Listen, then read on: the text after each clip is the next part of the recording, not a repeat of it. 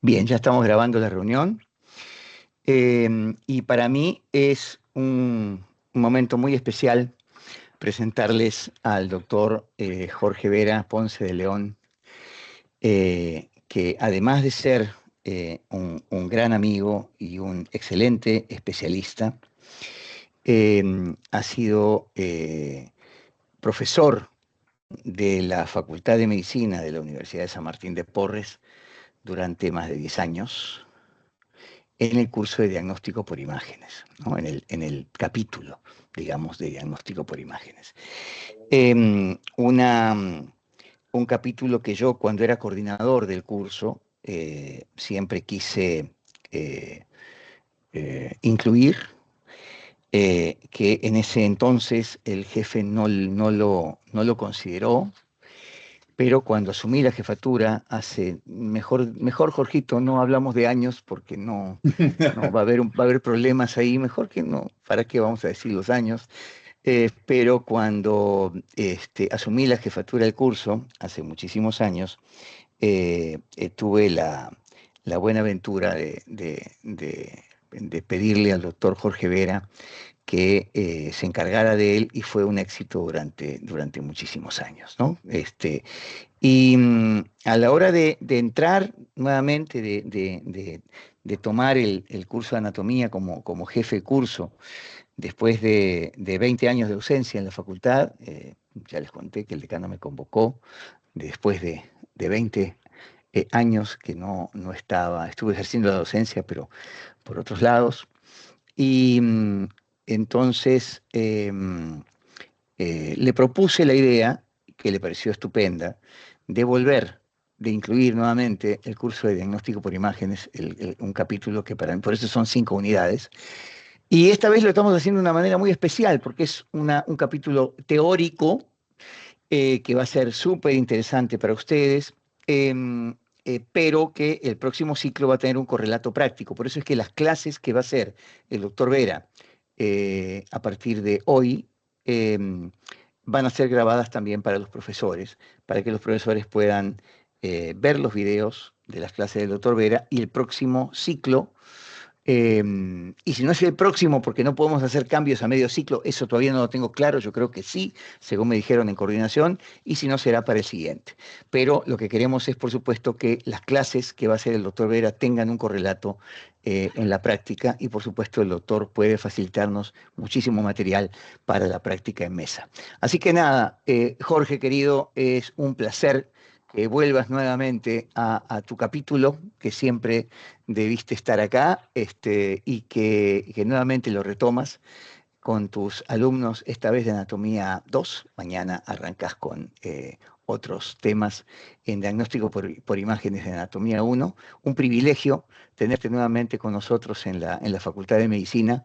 Gracias por haber aceptado y gracias por estar otra vez en tu capítulo.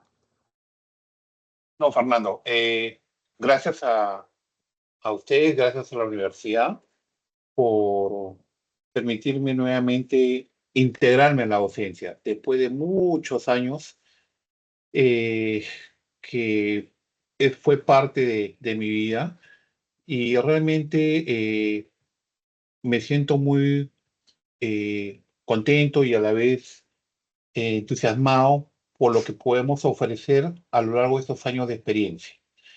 Es complicado, lógicamente, ha pasado muchos años, pero el ánimo y la actitud siempre van a estar ahí.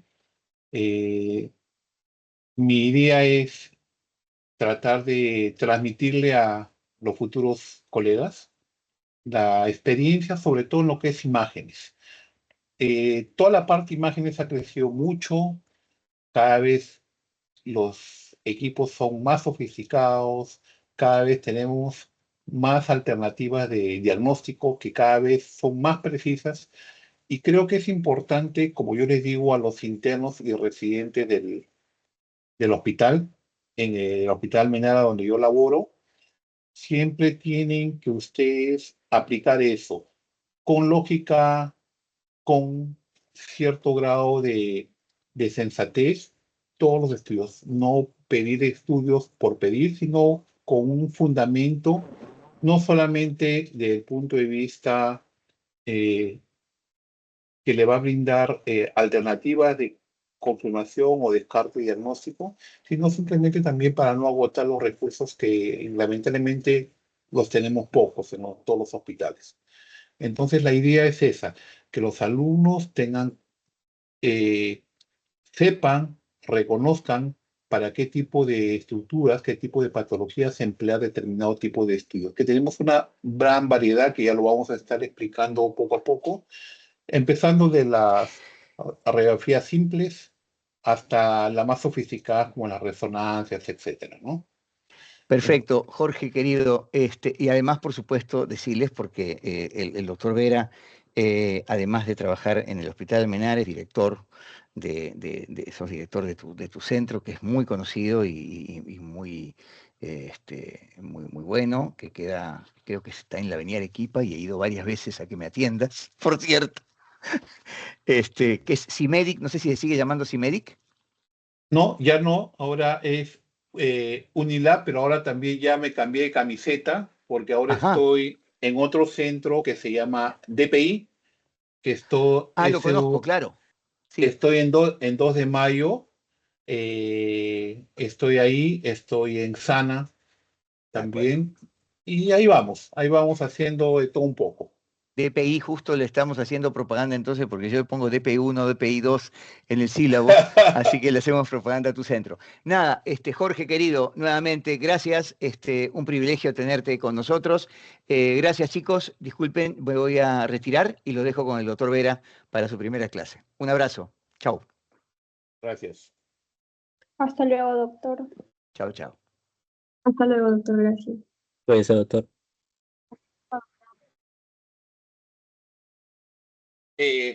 Ante todo, nuevamente volverlos a saludar, estimados doctores. Es un privilegio contactarme con ustedes y transmitirle toda la experiencia a lo largo de estos años. Es importante que ustedes ahora vamos a revisar imágenes, radiografías, vamos a revisar. ¿Me escuchan? ¿Está ok? Hola, hola. Sí, doctor, sí, escucha, se doctor. escucha. Ya, perfecto, perfecto. Es importante que ustedes aprendan a poco inmiscuirse en la parte de todo lo que es imágenes, que está muy relacionado a la clínica, a la anatomía, a la patología, a la fisiopatología, que ustedes lo van a ver día a día, no solamente en sus prácticas, sino también, sino también en el hospital, en la clínica, en el serum, en el internado, es importante. Lo mínimo que van a pedir a veces es una radiografía de tórax, van a pedir una ecografía, pero es importante que ustedes tengan presente, y eso como yo los vuelvo a repetir, sepan pedir qué estudio, qué tipo de estudio, para qué tipo de estructura y qué tipo de patología pedir. Siempre eso les recalco a los internos, a los residentes en el hospital. Entonces, yo quiero que la participación activa de todos ustedes pregunten. Yo soy muy llano a, a conversar con ustedes, tratar de resolver algunas dudas, que no sea un monólogo, que sea una participación de todos. Y bueno, vamos a empezar a revisar el capítulo de columna vertebral, que es el inicio de toda esta experiencia nueva en imágenes. Como saben, la columna vertebral es una estructura muy importante compuesta por muchas vértebras, específicamente 33 vértebras divididas en varias regiones. Las cervicales, las 12 vértebras torácicas, lumbares, el sacro que está fusionado en 5 huesos y el coxis. Hay mucha patología en diversos segmentos de todo el trayecto vertebral. Con frecuencia vemos fracturas, vemos tumoraciones, vemos desviaciones de columna, etcétera, etcétera, etcétera, que es importante evaluarla con una radiografía, una tomografía, una resonancia o un estudio de medicina nuclear. La columna está compuesta por unas curvaturas fisiológicas. Las curvaturas fisiológicas es importante que ustedes lo tengan presente porque es parte de la funcionalidad y la anatomía normal del paciente.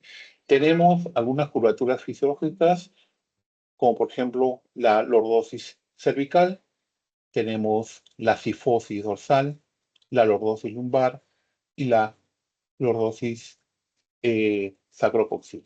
Es importante que ustedes sepan y reconozcan estos tipos de curvaturas porque muchas veces por diversos factores estas se van a alterar.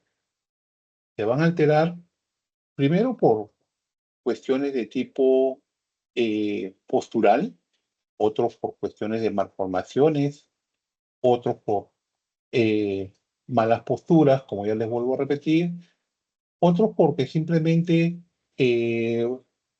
tensión, ansiedad, que muchas veces, por ejemplo, esta curvatura, normalmente la curvatura, la lordosis cervical se tiende a ser más rígida o a invertir.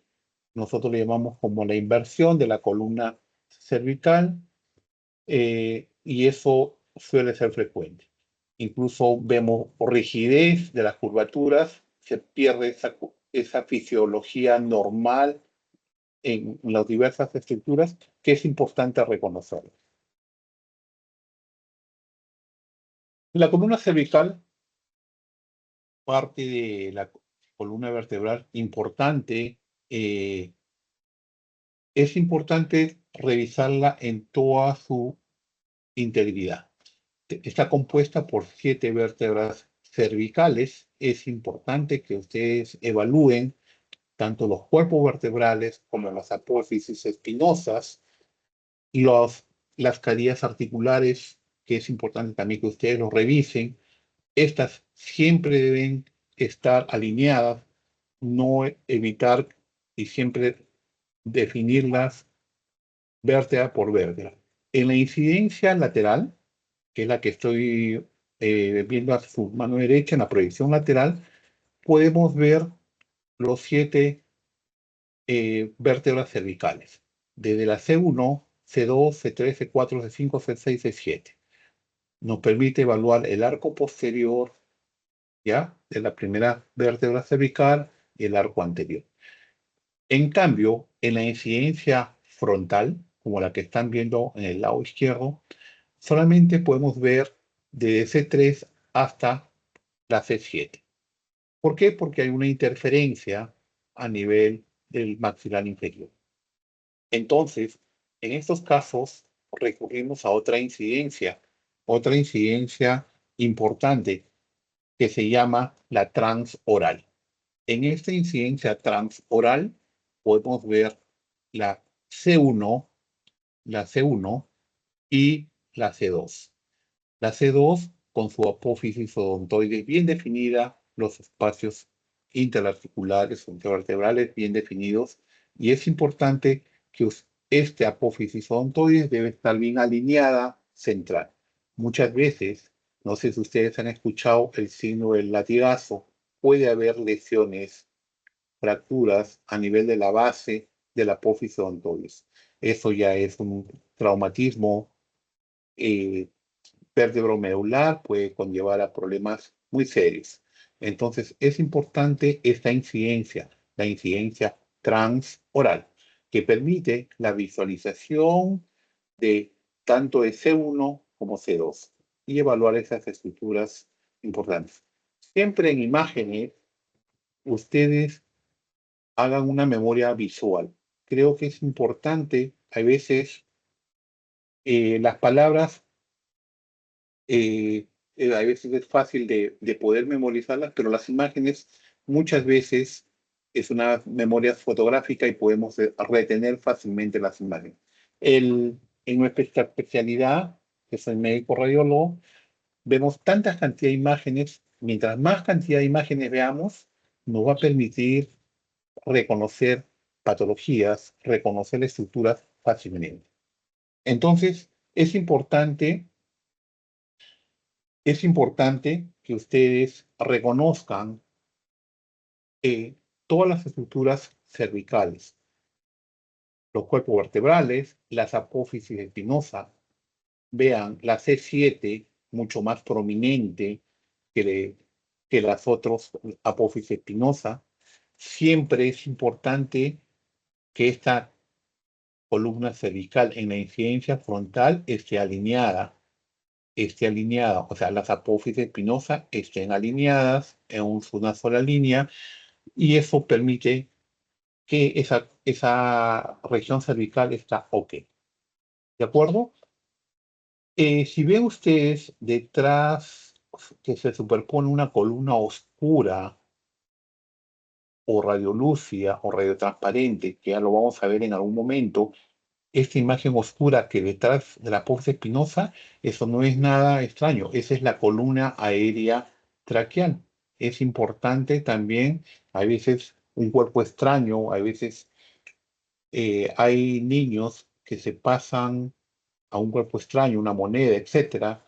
Entonces hay que ubicar dónde está ese cuerpo extraño. Nos permite, entonces, mediante una radiografía simple, tanto de columna cervical o de tórax, en su momento ya lo veremos, ubicar cómo está el trayecto de ese cuerpo extraño que se ha ingerido, el niño, el bebé, etcétera, ¿no?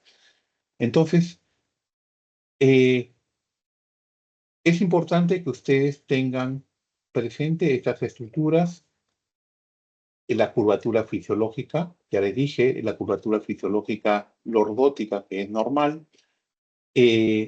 Central, en la incidencia frontal debe ser central, bien definida, las apófisis espinosas alineadas. ¿De acuerdo? Esta es una incidencia importante también, columna cervical, que nos permite ver, no sé si quién me dice cómo se llaman estas estructuras, estos agujeritos que están acá, y solamente la vamos a De ver. conjunción. ¿Perdón? ¿Perdón? Los agujeros de conjunción. Así es, los agujeros de conjunción. Y la única incidencia que nos permite visualizar los agujeros de conjunción en toda su integridad es la incidencia oblicua de columna cervical. Incidencia oblicua que nos permite visualizar los agujeros de conjunción. ¿Y por qué es importante los agujeros de conjunción? ¿Qué pasa por los agujeros de conjunción? Porque es el paso de los nervios. Así es. Es importante.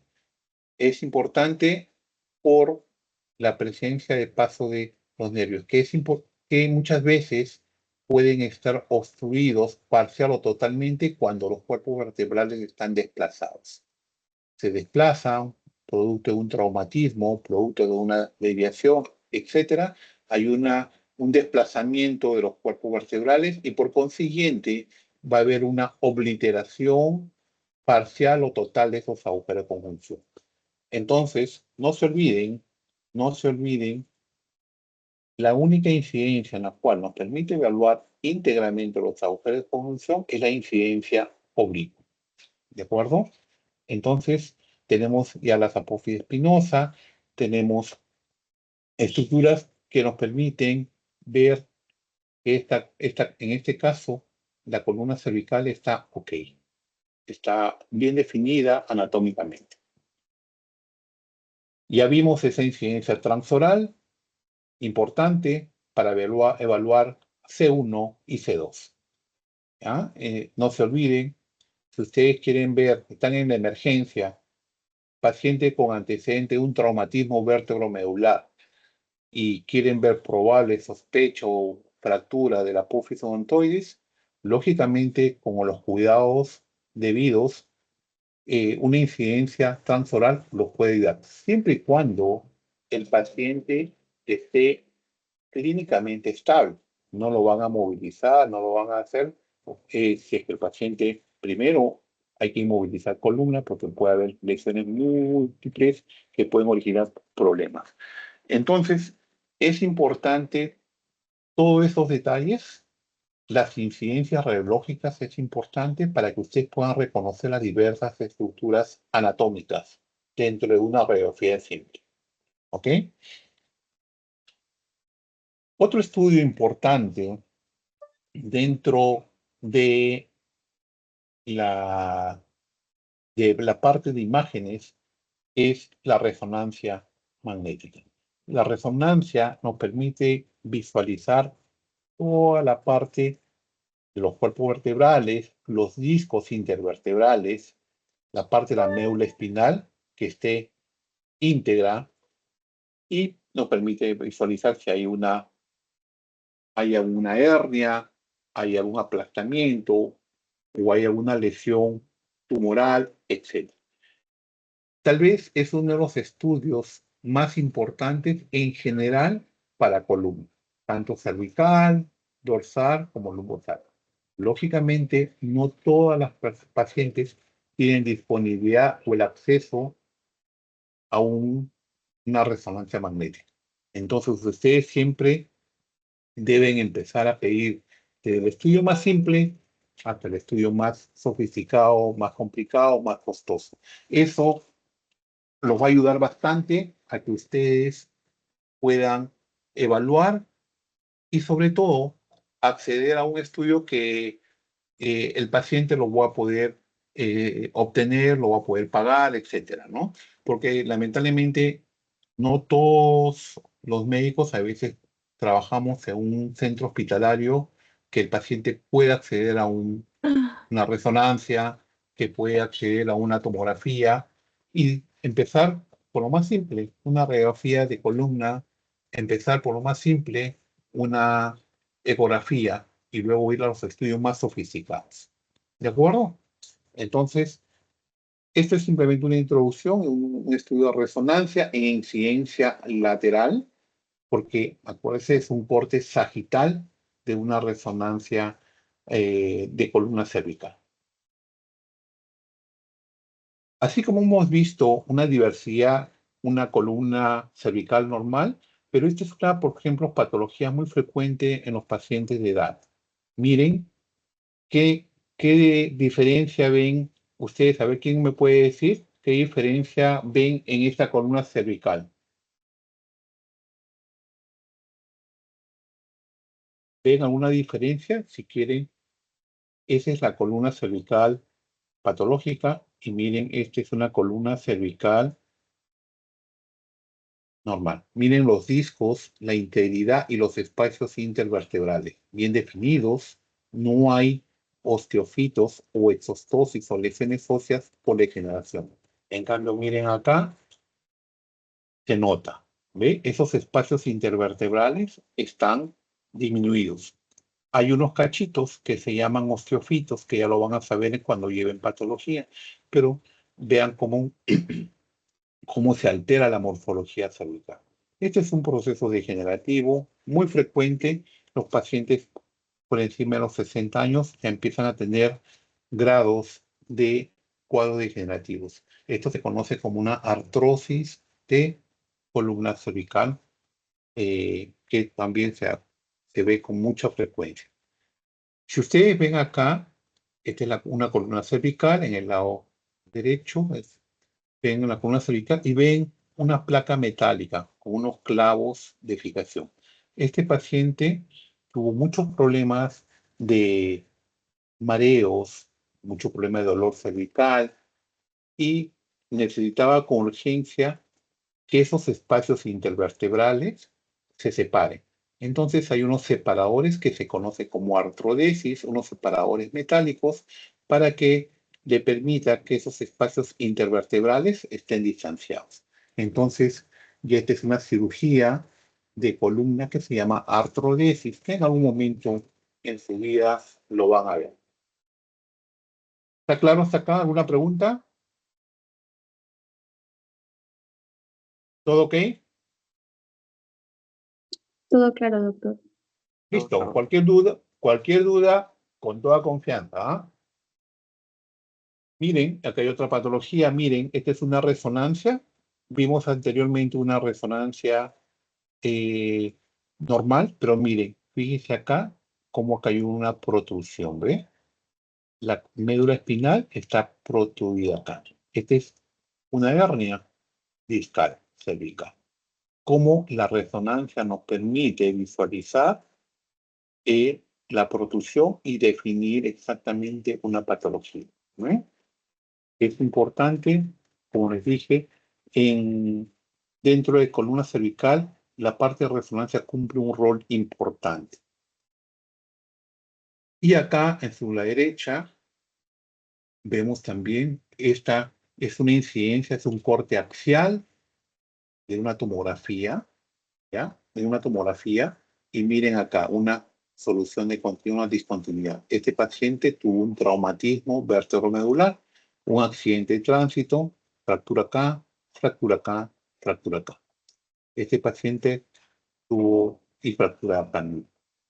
Este paciente tuvo una parálisis, ha tenido un problema, parálisis de manos y piernas, ha tenido un problema muy serio, ha recuperado parcialmente, pero el accidente quedó muy complicado, que lamentablemente, para que vean, solamente la C1 como ha lesionado.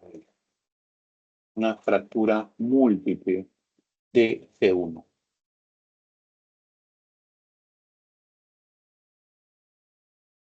Bien, ya les dije, ya hemos revisado columna cervical. Ahora vamos a revisar columna dorsal. La columna dorsal también es una estructura importante, que hay muchas patologías menos frecuentes que la cervical y la lumbar, pero sí. Por ejemplo, esta es una columna dorsal en incidencia frontal y la incidencia lateral dorso-lumbar. Siempre en columnas, siempre se debe pedir incidencia frontal, incidencia lateral.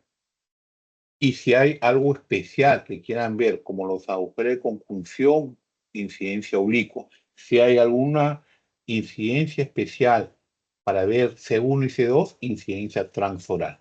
Entonces, no se queden solamente con una incidencia. Es importante que toda columna pedir la incidencia frontal y la incidencia lateral para poder evaluar los cuerpos vertebrales bien definidos, los espacios interarticulares, las articulaciones condrocostales, ya es importante. Esta columna tiene una discreta desviación hacia la derecha.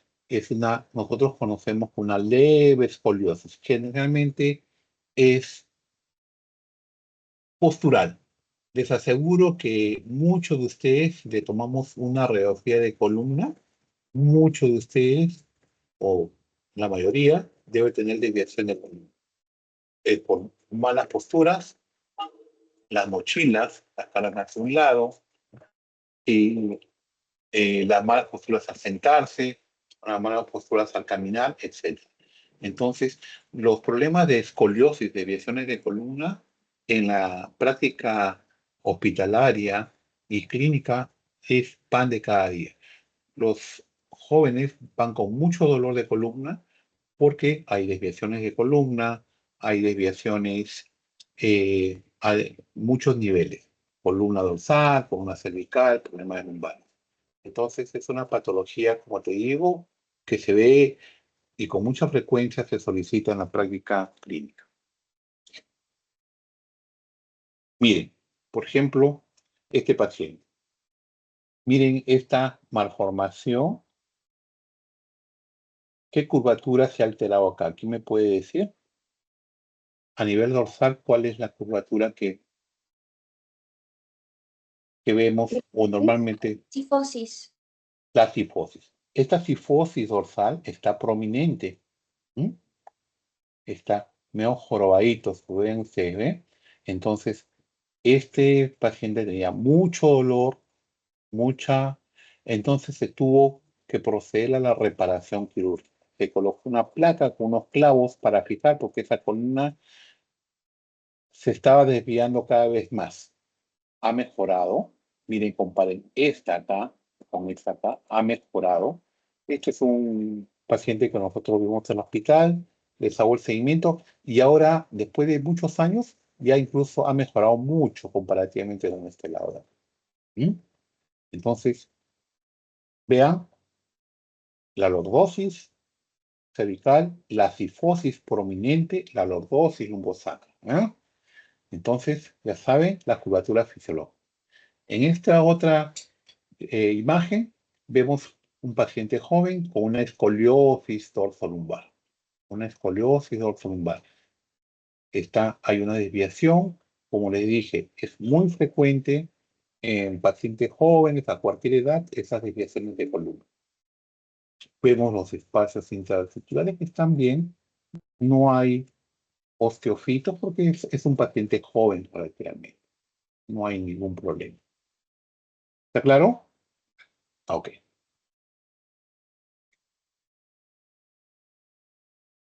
La siguiente parte del segmento es la columna lumbosacra, columna lumbar. La columna lumbar. También es una parte de la columna vertebral que hay mucha patología. Hay mucha patología por diversos factores.